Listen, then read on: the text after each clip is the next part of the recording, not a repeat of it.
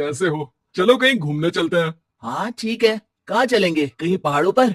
अच्छा आइडिया है। ठीक है, मैं बस की टिकट बुक करवा देता हूँ और अच्छा सा होटल भी देख लेता हूँ। ठीक है भाई, लेकिन जल्दी करो। लाइफ में इतना स्ट्रेस हो गया है कि कुछ दिन का रेस्ट तो बहुत जरूरी बन गया है। राज का शाम को फोन आता है राहुल के पास। राहुल, मैंने टिकट बुक करवा दिया है। आज शाम की ही बस है। जल्दी से सामान पैक कर लो। ठीक है, सामान तो मैंने पहले ही पैक कर लिया है। अब तो बस शाम का इंतजार है, जब हम बस पकड़ेंगे और निकल पड़ेंगे धर्मशाला की ओर। शाम को दोनों दोस्त बस स्टॉप पर मिलते हैं और फिर वहां से निकल पड़ते हैं शिमला की ओर। सुबह होते होते ये दोनों दोस्त शिमला पहुंच गए, जहां ये होटल पहुंचे और वहां से निकल पड़े पहाड़ों पर घूमने। राज, यहाँ पहाड़ों पर कितना सुकून है ना। दूर दूर तक सिर्फ और सिर्फ पहाड़ ही है, और घूमने आए लोग भी यहाँ कितनी मस्ती कर रहे हैं। हाँ भाई, ये तो है। चलो कुछ खा ले।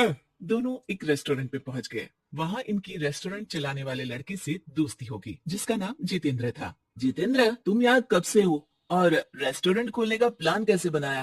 अरे भाइयों, मैं तो यहीं का हूँ। बस बाहर कुछ साल के लिए गया था नौकरी करने, और फिर लौट आया और अपने यहाँ ही रेस्टोरेंट खोल लिया। पिछले 6 साल से यहीं पर हूँ। अरे लेकिन जितेंद्र, एक बात तो बताओ, रेस्टोरेंट ही क्यों? कुछ और काम क्यों नहीं? और भैया, अपना तो ये मानना है कि आदमी दुनिया में कहीं भी हो, लेकिन उसे भूख तो लगेगी ही, और इसके लिए उसे खाना तो चाहिए ही। यानी ये धंधा कभी मंदा नहीं पड़ता, इसलिए ये काम शुरू किया था। लेकिन इस काम में क्या मुनाफा भी होता है या फिर बस ऐसे ही काम चल रहा है शौकियाना तौर पर? और अरे क्यों नहीं भैया, काम तो हो ही रहा है, और मुनाफा नहीं होता तो ये 10 लोगों का स्टाफ कैसे रख लेता। वैसे आप भी क्यों नहीं इस बिजनेस में हाथ आजमाते हो? हाँ, आइडिया तो अच्छा है, लेकिन हम लोग तो सिर्फ यहाँ घूमने आए हैं और हमारे पास इतने पैसे भी नहीं है। और अब पैसों की चिंता क्यों करते हो? सिर्फ 5 लाख रुपए लगा कर भी आप काम शुरू कर सकते हो। अच्छा, वो कैसे? अरे आप रेस्टोरेंट में मेरे पार्टनर बन जाइए। जो मुनाफा होगा वो आधा आधा बांट लेंगे। राज को ये सुनकर अच्छा तो लगा, लेकिन राहुल को इस ऑफर में कुछ दिक्कत लगी। उसने कोने में ले जाकर राज को समझाना शुरू किया। अरे राज, पागल मत बन। हम सिर्फ यहाँ घूमने आए हैं, ये ऑफर के चक्कर में क्यों पड़ रहे हो? कुछ काम शुरू ही करना होगा तो दिल्ली में शुरू करेंगे, यहाँ शिमला में क्यों? अरे बेवकूफ, दिल्ली में 5 लाख रुपए में कौन सा काम शुरू करेंगे? यहाँ शिमला में इतने कम पैसों में काम शुरू कर लेंगे और 1 साल में मुनाफा लेकर वापस भी चले जाएंगे। ओहो, अरे भाई, तुम्हें जो करना है करो, लेकिन मैं इस बिजनेस में तुम्हारा साथ नहीं दे सकता। याद रखो, हम यहाँ सिर्फ घूमने आए हैं, कोई बिजनेस करने नहीं। और इस जितेंद्र पर वैसे भी मुझे ज्यादा भरोसा नहीं हो रहा है। अरे तुम्हारी यही तो दिक्कत है, तुम्हें किसी पर भी भरोसा नहीं होता। लेकिन मुझे तो है।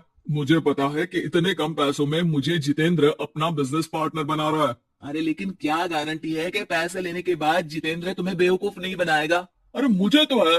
मैं कुछ नहीं जानता। मुझे सिर्फ ये पता है कि जितेंद्र मेरे बारे में ज्यादा ना जानते हुए भी मुझ पर कितना भरोसा कर रहा है। मुझे तो लग रहा है कि इसके पीछे उसकी मंशा ठीक नहीं है। बाकी तुम्हें जो ठीक लगे वो करो। मैं तो आज शाम की ही बस से वापस जा रहा हूँ। ठीक है, तुम चले जाओ, लेकिन याद रखना कि आज के बाद मुझसे कभी बात करने की कोशिश मत करना। राहुल गुस्से में वहां से चला जाता है। दूसरी ओर राज और जितेंद्र साथ में मिलकर काम करने लगे। राज ने अपने घर से 5 लाख रुपए ये कहकर लिए कि जल्द ही वो 2 गुने पैसे कमाकर 6 महीनों में लौटा देगा। कुछ दिनों बाद, भाई जितेंद्र, तुमने 5 लाख रुपए तो ले लिया है, लेकिन काम में बहुत तेजी नहीं दिख रही है।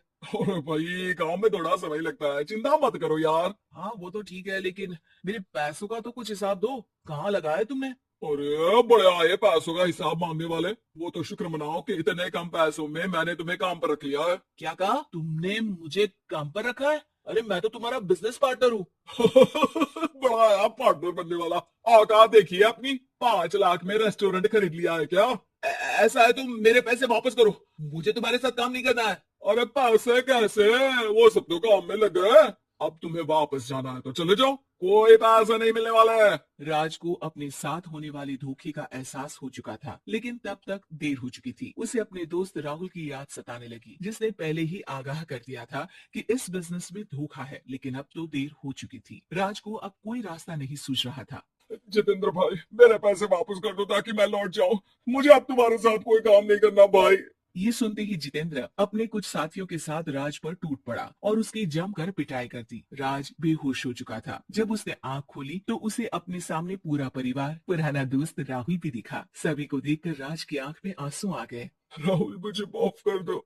अगर समय रहता मैं तुम्हारी बात मान लेता तो आज शायद ये दिन ना देखना पड़ता। अरे शुक्र मनाओ कि जान बच गई। वो तो भला हो एक आदमी का जिसने मुझे फोन कर दिया था, तभी तुम्हारी जान बच सकी। मुझे माफ कर दे दोस्त, तेरी सलाह ना मानकर मैंने बड़ी भूल की है।